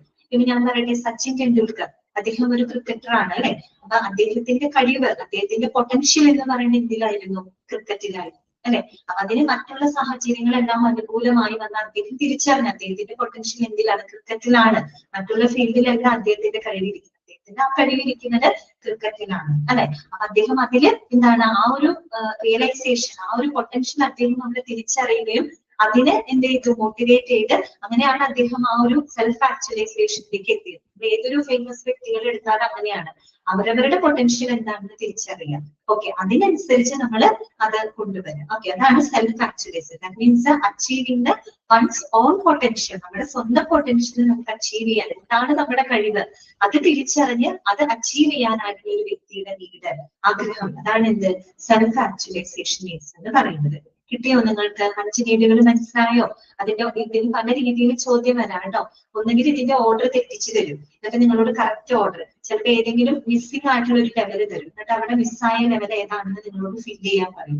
ചിലപ്പോൾ ഓർഡർ തെറ്റിച്ച് തന്നിട്ട് അത് കറക്റ്റ് ഓർഡറിലാക്കാനായിട്ട് പറയും. അങ്ങനെയൊക്കെയാണ് ക്വസ്റ്റ്യൻസ് വരാം. എപ്പോഴും ഓർക്കാം, ഏറ്റവും താഴെ വരുന്നത് ഏതാണ്? ഫിസിയോളജിക്കൽ നീഡ് അഥവാ ബേസിക് നീഡാണ്. ബേസിക് നീഡ് കഴിഞ്ഞാൽ പിന്നെ നമുക്ക് എന്താണ്? സേഫ്റ്റി ആൻഡ് സെക്യൂരിറ്റി നീഡാണ്. അത് കഴിഞ്ഞാൽ നമുക്ക് എന്താ വരുന്നത്? ലവ് ആൻഡ് ബിലോങ്ങിങ്നെസ് നീഡാണ്. നെക്സ്റ്റ് വരുന്നത് എസ്റ്റീം നീഡാണ്. ഏറ്റവും ടോപ്പിൽ വരുന്നത് സെൽഫ് ആക്ച്വലൈസേഷൻ നീഡാണ്. ഓക്കെ, ക്ലിയർ ആണോ? ഇനി നിങ്ങൾക്ക് ഇത് ഓർത്ത് വെക്കാനായിട്ട് ഒരു എസ്റ്റീം ഒന്നുകൂടെ. ഓക്കെ, എസ്റ്റീം നീഡ് എന്ന് പറഞ്ഞു കഴിഞ്ഞാല് നമുക്ക് മറ്റുള്ള ആളുകളിൽ നിന്ന് നമുക്കൊരു റെസ്പെക്ട് കിട്ടാനായിട്ട്, ഒരു അംഗീകാരം, ഒരു അക്കംപ്ലിഷ്മെന്റ് കിട്ടാൻ വേണ്ടിയിട്ടുള്ള ഒരു മനുഷ്യന്റെ ആഗ്രഹമാണ്. അതാണ് എസ്റ്റീം. നമ്മൾ ഓരോരുത്തർക്കും അതുണ്ട് അല്ലെ. നമ്മൾ ഓരോരുത്തർക്കും ഉണ്ട്. നിങ്ങളൊന്ന് ചിന്തിച്ചാൽ അറിയാം, നമ്മൾ ഓരോരുത്തരും, ഓരോ വ്യക്തികൾക്കും നമുക്ക് മറ്റുള്ളവരിൽ നിന്നൊരു അംഗീകാരം, മറ്റുള്ളവരിൽ നിന്നൊരു റെസ്പെക്ട് കിട്ടാൻ നമ്മളെല്ലാവരും ആഗ്രഹിക്കുന്നുണ്ട്. ഇതൊക്കെ ഒരു മനുഷ്യന്റെ എന്താണ് നീഡ്സ് ആണ്. ഓക്കെ, ഇനി ഞാൻ ഓർക്കാനായിട്ടൊരു എളുപ്പം ഞാൻ പറയും. ഇപ്പൊ അല്ല ഉപയോഗിക്കാം. നമ്മുടെ ഒരു കുട്ടിക്കാലത്ത്, എന്റെയൊക്കെ ഒരു കുട്ടിക്കാലം, ഓക്കെ, നിങ്ങളുടെ ഏകദേശമൊക്കെ അങ്ങനെയൊക്കെ കുറെ എല്ലാവരുടെയൊക്കെ അങ്ങനെയൊക്കെ തന്നെയായിരിക്കും എന്ന് വിചാരിക്കാം.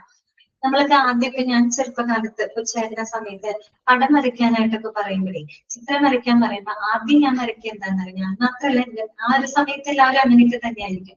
അത് മിക്കവാറും ഒരു വീട് വരയ്ക്കും നമ്മള്. ഒരു വീട് വരയ്ക്കും, ചിലപ്പോ ആ വീടിനോട് ചേർന്ന് ഒരു മരം വരയ്ക്കും, ചിലപ്പോ 2 മലകൾ വരയ്ക്കും. ഇതൊക്കെ നമുക്ക് റിലേറ്റ് ചെയ്യാൻ പറ്റുന്നുണ്ടെന്ന് എനിക്കറിയില്ല. മലകൾ വരയ്ക്കും, ചിലപ്പോ മലയുടെ നടുക്ക് കൂടി ഒരു സൂര്യൻ ഉദിച്ചു വരുന്ന ഒരു ചിത്രം ഉണ്ടാകും, ചിലപ്പോ കുറച്ച് കാക്കകൾ വരയ്ക്കും, അല്ലെ? പിന്നെ കുറച്ച് മനുഷ്യരെയൊക്കെ വരയ്ക്കും, അല്ലെ? കുറെ ഇങ്ങനെ മനുഷ്യന്മാരെയൊക്കെ ഇങ്ങനെ വെറുതെ വരയ്ക്കും. ചിലപ്പോ ആ മലയുടെ അവിടെ നിന്ന് ഇങ്ങനെ ഒഴുകി വരുന്ന ഒരു പുഴ വരയ്ക്കും. അങ്ങനെയൊക്കെ വരയ്ക്കാറുണ്ട്. നിങ്ങൾ വരച്ചിട്ടുണ്ടോ അങ്ങനെ? നിങ്ങൾക്ക് റിലേറ്റ് ചെയ്യാൻ പറ്റുന്നുണ്ടോ? നമ്മുടെ ഒരു കുട്ടിക്കാലമാണ് ഞാൻ പറഞ്ഞത്. 90s കാലഘട്ടം കണ്ട പറഞ്ഞത്, 2K കിഡ്സിന്റെ കാര്യമല്ല ഞാൻ പറഞ്ഞത്.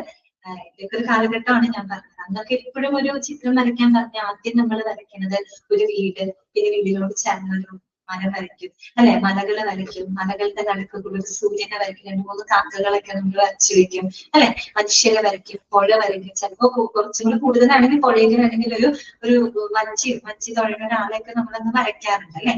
അതെ, ഇപ്പോഴും അതെ. ശരി, ഇപ്പോഴും അതെ. നമ്മളോട് പറഞ്ഞാൽ നമ്മൾ അതേ വരയ്ക്കുള്ളൂ. ശരിക്കും പറഞ്ഞാൽ അത് നമ്മുടെ നീഡ്സ് ആണ് പറയുന്നത്. ശരിയല്ല? ഒന്ന് ആലോചിച്ച് നോക്കിയേ. നമ്മൾ അവിടെ ഒരു മരം വരയ്ക്കുന്നുണ്ട്, ഒരു പുഴ വരയ്ക്കുന്നുണ്ട്. ഈ മരം എന്ന് പറയുന്നത്, ഈ മരത്തിൽ നിന്ന് നമുക്ക് ചില ഫ്രൂട്ട്സുകൾ കിട്ടുന്നുണ്ട്. അത് നമ്മുടെ ഭക്ഷണമാണ്, നമ്മുടെ ഫുഡാണ്, നമ്മുടെ ബേസിക് നീഡ് അല്ലേ ശരിക്കും നമ്മൾ അവിടെ വരയ്ക്കുന്നത്.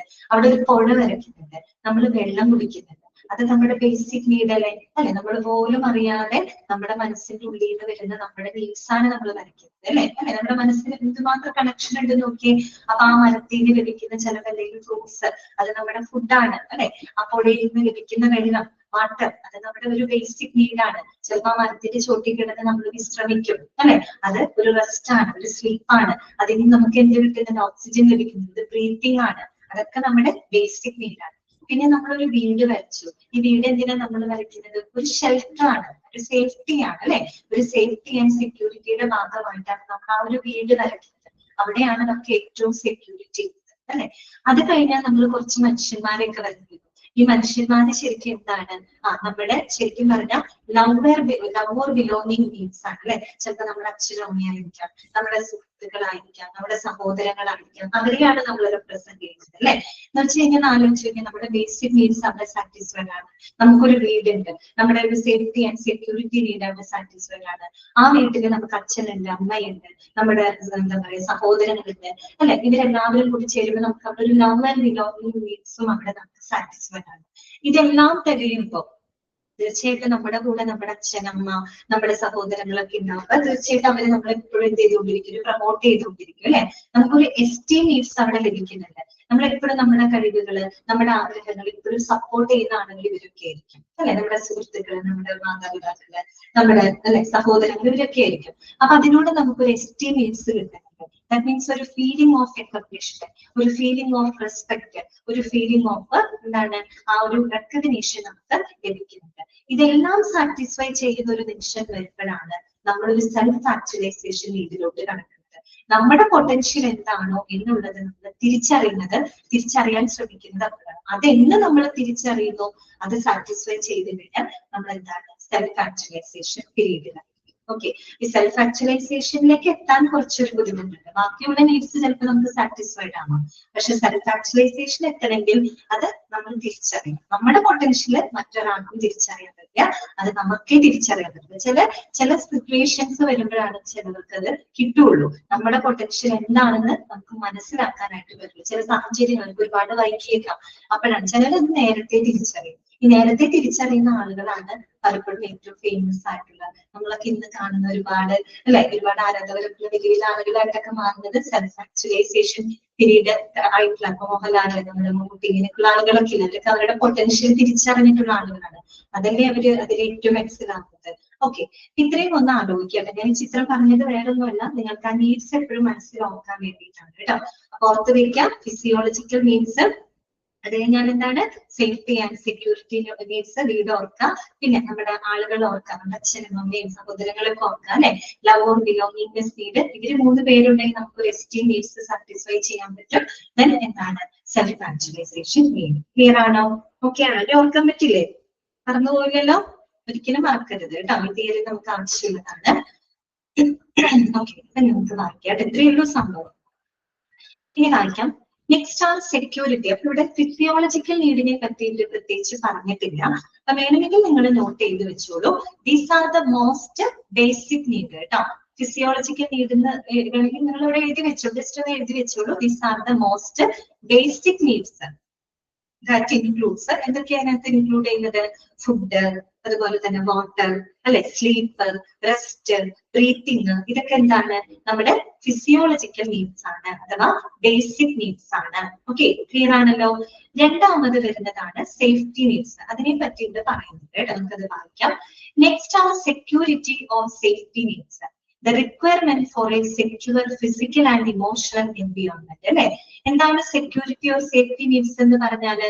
The requirements for a secure physical and emotional environment. അല്ലെ, വളരെ സുരക്ഷിതമായിട്ടുള്ള ഒരു ഫിസിക്കൽ അല്ലെ, വളരെ സുരക്ഷിതമായിട്ടുള്ള ശാരീരികവും മാനസികവുമായിട്ടുള്ള അന്തരീക്ഷത്തിന് വേണ്ടിയിട്ടുള്ള ഒരു ആവശ്യം.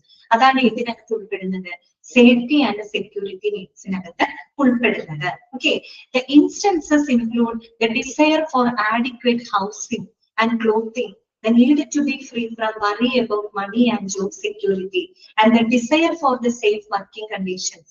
ഇതൊക്കെ അണ്ടർലൈൻ ചെയ്ത് വെക്കാം കേട്ടോ. അതായത് സേഫ്റ്റി ആൻഡ് സെക്യൂരിറ്റി നീഡ്സിൽ ഉൾപ്പെടുന്ന കാര്യങ്ങൾ എന്തൊക്കെയാണ്? the desire for adequate housing and clothing അല്ലെ, നമുക്കൊരു വീട്, നമുക്കൊരു വസ്ത്രം, അത് ലഭിക്കുന്നതിന് വേണ്ടിയിട്ടുള്ള നമ്മുടെ ഡിസൈർ.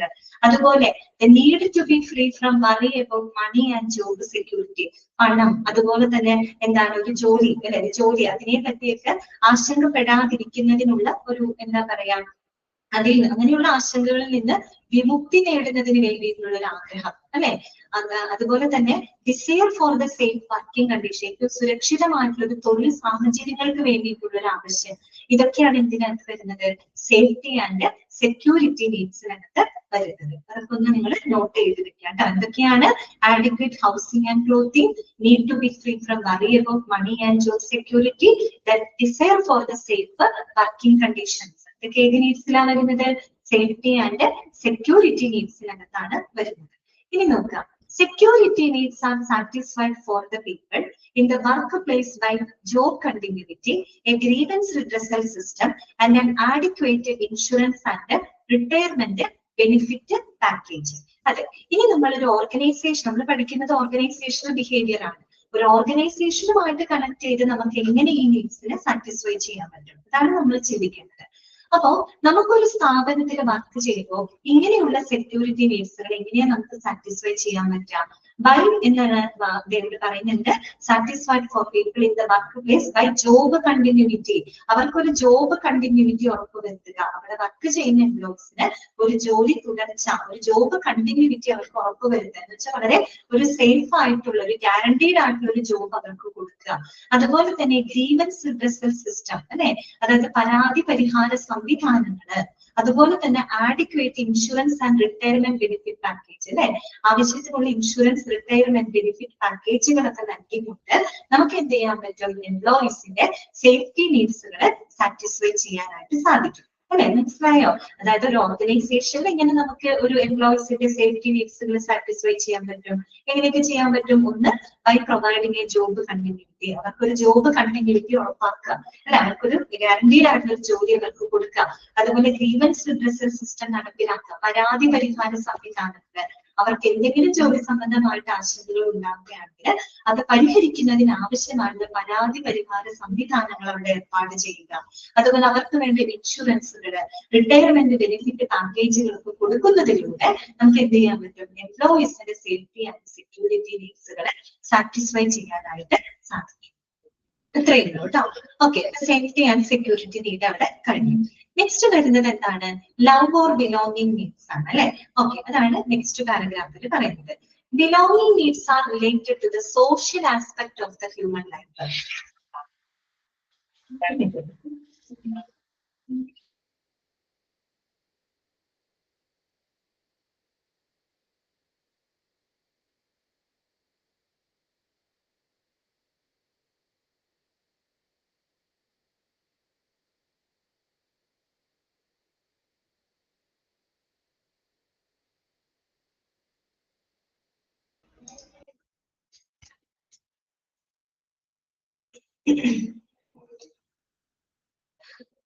ഓക്കെ, അപ്പോ എസ്റ്റീം നീഡ്സ് ബിലോങ്ങിങ്സ് നീഡ്സ് എന്ന് പറഞ്ഞു കഴിഞ്ഞാല് ഒരു ഹ്യൂമൻ ലൈഫിന്റെ ഒരു എന്താ പറയാ എല്ലാ വശങ്ങളുമായിട്ട് ഒരു സോഷ്യൽ ആസ്പെക്റ്റുമായിട്ട് ബന്ധപ്പെട്ട ഒന്നാണ് ലവ് ഓർ ബിലോങ്ങിങ് നീഡ്സ് എന്ന് പറയുന്നത് കേട്ടോ. അതാണ് ഒരു മനുഷ്യന്റെ ഹ്യൂമൻ ലൈഫിന്റെ സോഷ്യൽ ആസ്പെക്റ്റുമായിട്ട് ആ ഒരു മനുഷ്യന്റെ ഒരു സാമൂഹിക വശങ്ങളുമായിട്ട് ബന്ധപ്പെട്ട ഒരു നീഡാണ് ലവ് ആൻഡ് ബിലോങ്ങിങ് നീഡ്സ് എന്ന് പറയുന്നത്.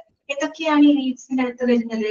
They encompass the need for love and affection and the need to be accepted by one's peers. കണ്ടോ, അതായത് സ്നേഹത്തിന് വേണ്ടിയിട്ടുള്ള വാത്സല്യത്തിന് വേണ്ടിയിട്ടുള്ള ആഗ്രഹങ്ങള്, അതുപോലെ സമപ്രായക്കാരിൽ നിന്ന് അംഗീകാരങ്ങൾ ലഭിക്കുന്നതിനുള്ള അല്ലെ ഒരു അക്സെപ്റ്റൻസ് അല്ലെ ലഭിക്കുന്നതിന് വേണ്ടിയിട്ടുള്ള ആഗ്രഹങ്ങള്, അല്ലെ ഫ്രണ്ട്ഷിപ്പിന് വേണ്ടിയിട്ടുള്ള ആഗ്രഹങ്ങള്, റിലേഷൻഷിപ്പിന് വേണ്ടിയിട്ടുള്ള ആഗ്രഹങ്ങള്, ഇതൊക്കെയാണ് ഇതിനകത്ത് വരുന്നത്, ലവ് ആൻഡ് ബിലോങ്ങിങ് നീഡ്സിനകത്ത് വരുന്നത്.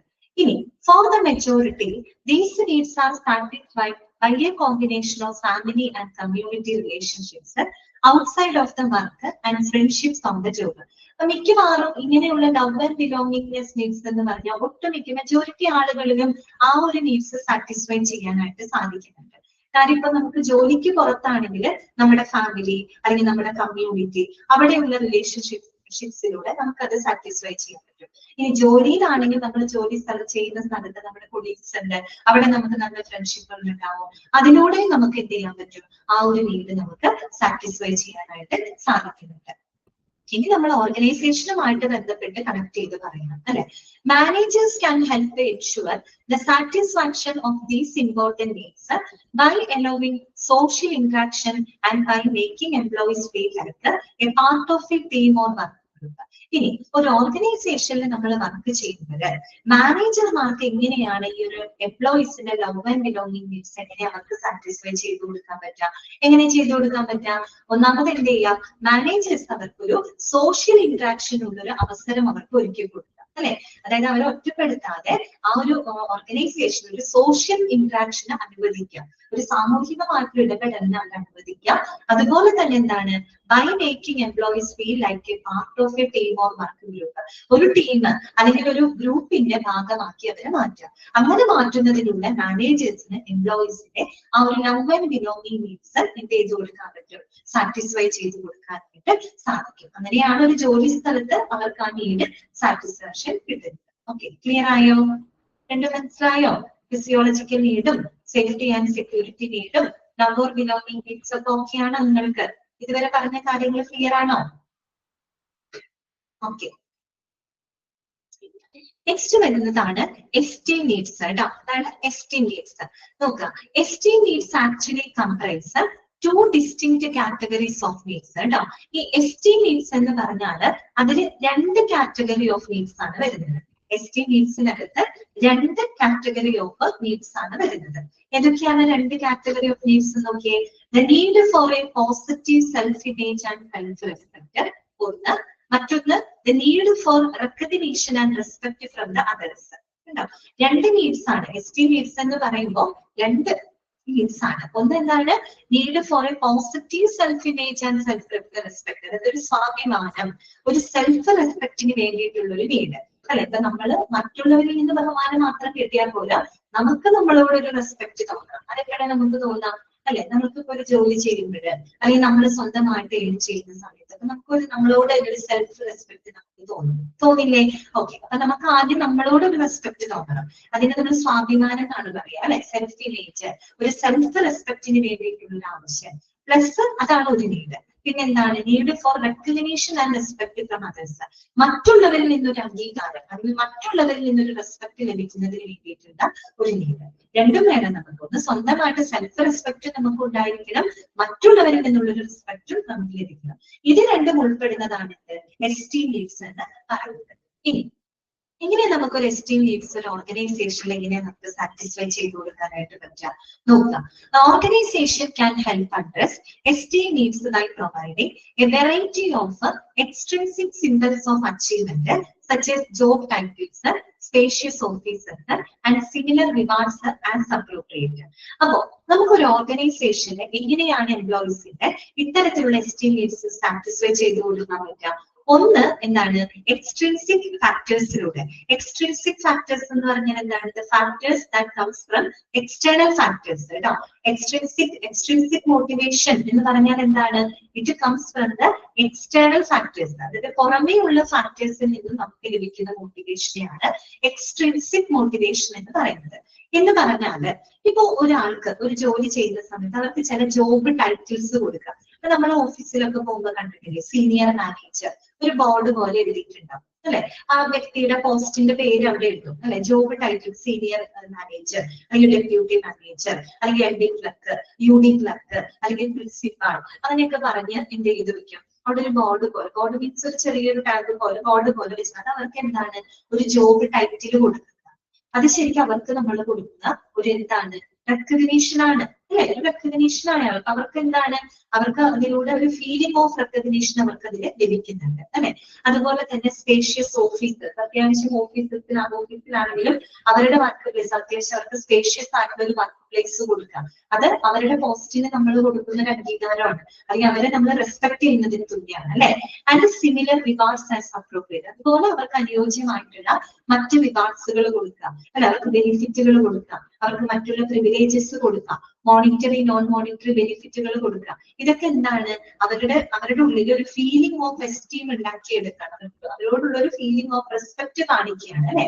അപ്പൊ അങ്ങനെയുള്ള എക്സ്ട്രിൻസിക് ഫാക്ടേഴ്സിലൂടെ നമുക്ക് എന്ത് ചെയ്യാൻ പറ്റും? ആ ഒരു നീഡിനെ സാറ്റിസ്ഫൈ ചെയ്യാനായിട്ട് സാധിക്കും.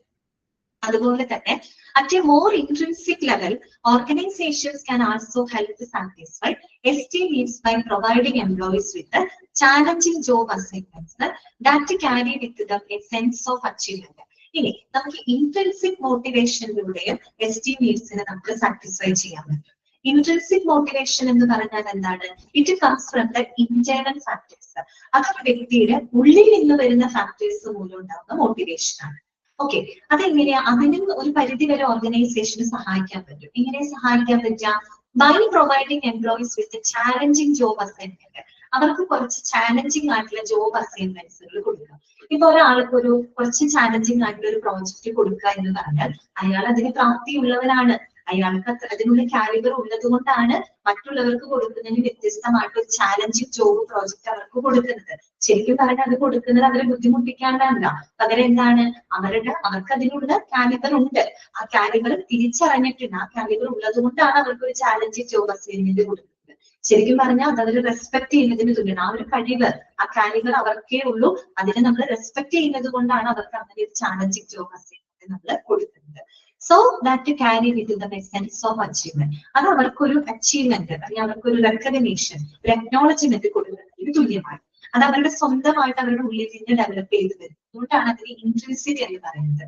മനസ്സിലായോ? അങ്ങനെ നമുക്ക് എന്ത് ചെയ്യാൻ പറ്റും? എസ്റ്റീം നീഡ്സ് അവിടെ സാറ്റിസ്ഫൈ ചെയ്യാനായിട്ട് സാധിക്കും.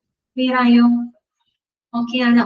ഇനി നമുക്കൊരു നീഡും കൂടെ പറയാനുള്ളൂ. അതിനിപ്പോ ഒന്ന് കംപ്ലീറ്റ് ചെയ്തില്ല, നെക്സ്റ്റ് ക്ലാസ്സിൽ പറയാം കേട്ടോ. അപ്പൊ നിങ്ങളത് കംപ്ലീറ്റ് ചെയ്യണമെന്ന് വിചാരിച്ചിട്ടാണ് ഇരുന്നത്, പക്ഷെ പറഞ്ഞു വന്നപ്പോ സമയം പോയി. അപ്പൊ ഞാനത് അൺമ്യൂട്ട് ചെയ്യാം കേട്ടോ. ഇന്നത്തെ ക്ലാസ്സിൽ നിങ്ങൾക്ക് എന്തെങ്കിലും ഡൗട്ട്സുകൾ ഉണ്ടെങ്കിൽ പറയാം കേട്ടോ, ചോദിക്കാം. ഓക്കെ, ഇത് സൈക്കോളജി ആണ് ശരിക്കും കേട്ടോ. സൈക്കോളജിക്കൽ തിയറി ആണ് അബ്രഹാം മാസ്ലോവിന്റെ ഹൈറാർക്കി ഓഫ് നീഡ്സ്. അതിന്റെ ഹൈറാർക്കി നിങ്ങൾ എപ്പോഴും അറിഞ്ഞിരിക്കണം കേട്ടോ. അതിന്റെ ഓർഡറൊക്കെ ചിലപ്പോൾ തെറ്റിച്ചു തരും, മിസ്സിംഗ് ആക്കി തരും. അതൊക്കെ നിങ്ങൾക്ക് തിരിച്ചറിയാൻ പറ്റും കേട്ടോ. പിക്ചർ നിങ്ങളുടെ മനസ്സിലുണ്ടായാൽ മതി കേട്ടോ. ഓക്കെ, എപ്പോഴും ഓർക്കണം, ലോവർ നീഡ്സ് സാറ്റിസ്ഫൈ ചെയ്തുകൊണ്ട് മാത്രമേ നമുക്ക് ഹയർ ഓർഡറിലോട്ട് എത്താനായിട്ട് പറ്റുള്ളൂ. അതുപോലെ എല്ലാ നീഡ്സും, ഒരു നീഡ്സ് പോലും നമുക്ക് അവിടെ റീപ്ലേസ് ചെയ്യാനായിട്ട് സാധിക്കില്ല. Okay, clear?